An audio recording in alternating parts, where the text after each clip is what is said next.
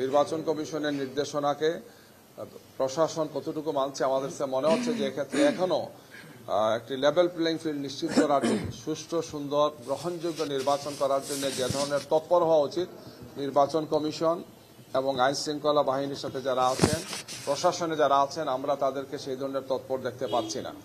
আমরা জানেন গতকালকে নির্বাচন কমিশনে গেছিলাম আমাদের 11 দলের পক্ষ থেকে, সেখানে আমরা কথাগুলো বলেছি যে বিশেষ করে মোবাইল যে নির্দেশনা ছিল এটা আমরা খুবই জনগণের উদ্বেগের কারণে আমরা বলেছি যে এটা প্রত্যাহার হওয়া উচিত, তারা প্রত্যাহার করেছেন। কিন্তু এরপরও আমরা আরো অনেকগুলো বিষয় বলেছি, সুনির্দিষ্টভাবে কিছু অভিযোগ আমরা করেছি যে বিভিন্ন জায়গায় প্রশাসনের দায়িত্বরত বড় উচ্চ পর্যায়ে দায়িত্বশীল ব্যক্তিদেরও কিছু কিছু ভূমিকা অত্যন্ত প্রশ্নবোধক। আমরা মনে করি এটাই সংশোধন হওয়া উচিত এবং সঠিক ভূমিকা পালন করা উচিত প্রশাসনের, নাইলে লেভেল প্লেইং ফিল্ড হবে না, নির্বাচনটা সুষ্ঠু হবে না, গ্রহণযোগ্য হবে না এবং কোনো অবস্থায় জাতি এটা মেনে নেবে না। তো আমরা এই সমস্ত বিষয়গুলো নিয়মিত মনিটরিং করছি।